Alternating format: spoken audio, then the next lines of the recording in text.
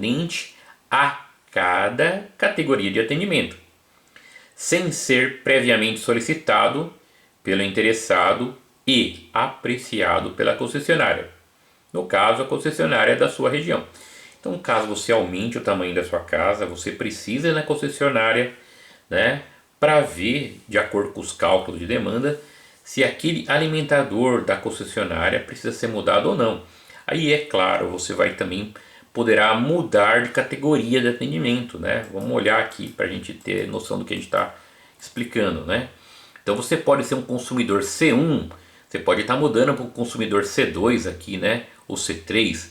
Então, você não pode fazer uma ampliação da sua residência e ter um consumo aumentado, né, aí na sua residência, né, por vista da ampliação da residência, e não comunicar isso à concessionária, tá? Então, caso isso ocorra, você precisa sim comunicar à concessionária, porque vai mudar muita coisa, né?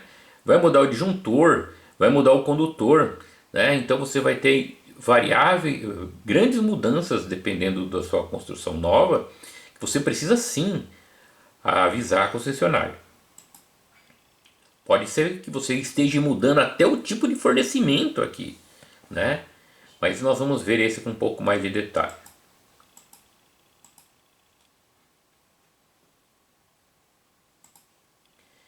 Então, né, caso você faça alguma reforma e essa reforma ocorra um aumento significativo da residência, você coloque mais banheiros, você coloque mais quartos, você vai ter uma quantidade maior aí para o seu consumo, então você precisa sim avisar a concessionária para mudar aí algumas situações como ramal, como ramais, né, e dispositivos de proteção. Então vamos lá. Para que serve? Para que serve o cálculo de demanda, né?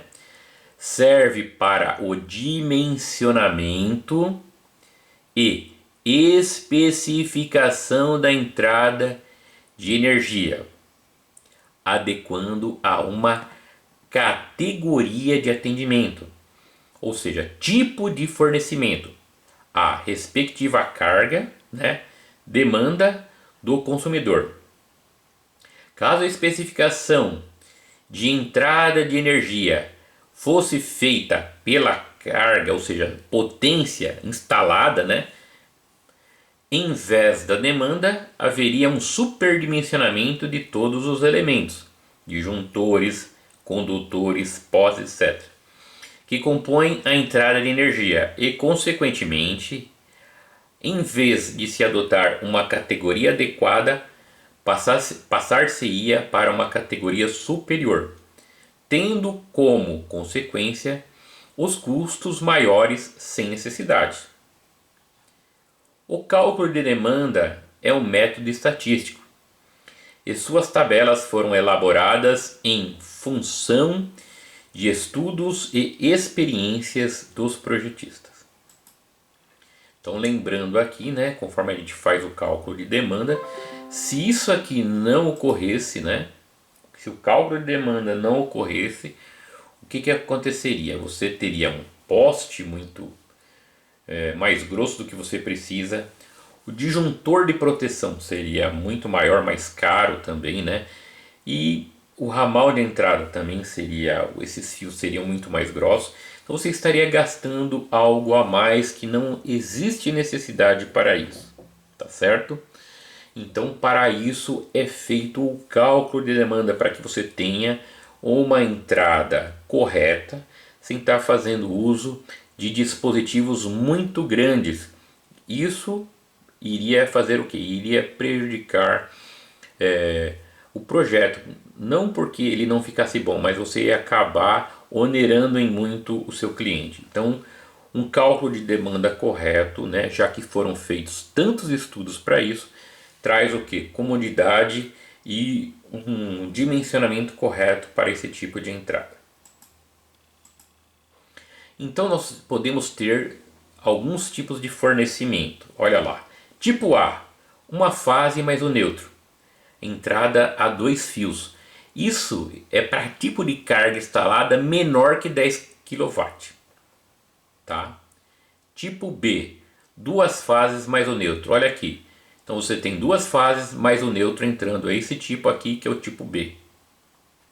Então você pode ter duas fases mais o neutro, ou seja, entrada a 3 fios, onde você vai ter aqui dentro tensões de 127, né? Tudo bem? Ou 220 volts, tá bom? Tipo C, a entrada se dá a 4 fios, né? Aqui nessa entrada a 4 fios você pode ter 3 fases mais um neutro, tá certo? É um circuito trifásico aqui, né? De tensão de 127 e 220 volts. Então no tipo A é para carga instalada menor que 10 kW. No tipo B, para carga que varia entre 10,1 kW e 15 kW, né? Pode ver que aqui é carga instalada.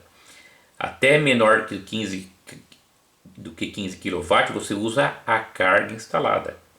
Acima de 15 kW você vai usar a demanda, que vai numa faixa de potência de 15,1 kW até 75 kW. Aqui estão as tabelas que nós vamos fazer uso aqui em relação à demanda, né? Olha só, conforme você usa demanda ou categorias de carga que vão desde 15 kW aqui, ó, mostrando, né? 15 kW até 75 kW, você vai ter essa categoria de letras C1, C2, C3 até C8. E para essas categorias de letra, o que você vai ter? Aqui representando, né, 4 fios, a quantidade de fases e a corrente suportada pelo disjuntor termomagnético aqui. Então você vai trabalhar com esses tipos de disjuntores. Você vai trabalhar também com esses ramais de entrada, ó, que vão do ponto de entrega da concessionária até a caixa de medição, né? Então você vai ter, de acordo, e claro, a concessionária também segue esse padrão para instalação, né? Conforme você vai tendo demandas maiores, a concessionária também vai colocar lá o que? Bitolas maiores de condutores, tá? Então esse cálculo não é só para você usar lá da ponta de entrega até o ponto medidor, né, a sua caixa de medição, e da sua caixa de medição para dentro da residência, até o quadro de distribuição. Não. Além de você usar isso, a concessionária também usa, tá certo? Então, a demanda, por ser um cálculo estatístico, não pode ter o seu valor considerado como único e verdadeiro. Por isso é chamado de provável máxima demanda ou demanda máxima prevista. Para simplificar, chamaremos somente de demanda D. O cálculo da demanda depende da concessionária de cada região. Então vamos lá, né? Vamos fazer o cálculo de demanda em edificações. Aqui. Então, vamos pegar o cálculo da CEMIG, né, que é a Companhia Energética de Minas Gerais, e vamos trabalhar com a ND 5.1. Então o Manual de Distribuição 5.1 da CEMIG vai nos dar algumas informações. Então, fornecimento de energia elétrica em tensão secundária, rede de distribuição aérea para edificações individuais. Então esse manual da CEMIG aqui, nesse caso, nos dá informações muito boas para fazermos os cálculos de demanda de uma residência unifamiliar. Então vamos lá. O cálculo de demanda em edificações individuais. Então vamos, para calcular a demanda D, vamos ter algumas letras aqui, ó, letra A, B, C, D, E, F, todas dadas em kVA. Vamos entender o que são cada letra, né? E entender aí como calcular certas particularidades desse fator de demanda aqui, ó. Vamos calcular essa parte de demanda a partir de cada uma desses fatores. Podemos ver aqui A relacionado à iluminação, B a equipamentos, né? Vamos ver agora detalhadamente como estas letras se comportam no cálculo para a demanda. Olha lá. A letra A, né, dentro do cálculo de demanda, a letra A vai estar referente à iluminação e a TUGs, dada pelas tabelas 11 e 12. Então tudo que for iluminação numa residência, né, e tudo que for TUGs vão estar relacionados à letra A. E aqui nós vamos ter duas tabelas, a 11 e a tabela 12. Olha lá, tabela 11, fatores de demanda para iluminação e tomadas de uso geral de unidades consumidoras residenciais, né? Então temos aqui essa tabela, né, conforme podemos ver aqui, onde a carga instalada, ou CI, que é carga instalada, é dada em kW, tá certo? Então, a carga instalada para potências menores do que 1 kW em iluminação e TUGs, temos o fator de demanda de 0,86. Para a carga instalada de iluminação e TUGs, quando for entre 1 e 2 kW, vamos ter o fator de demanda igual a 0,81. E assim nessa sequência aqui, né? Exemplo, quando a carga instalada de iluminação e TUGs estiver entre 2 e 3 kW, vamos ter um fator de demanda de 0,76. E assim na sequência. É recomendável que a previsão de cargas de iluminação e o número de tomadas pelo consumidor atenda às prescrições da NBR 5410, algo que já foi estudado, né? Para lâmpadas incandescentes, considerar kVA igual kW, ou seja, fator de potência unitário.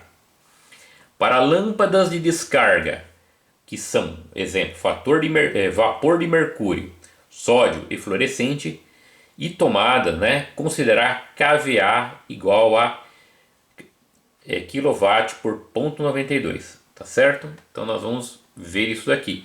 Então quando tivermos aí, né, tomadas, vamos observar essa situação, né?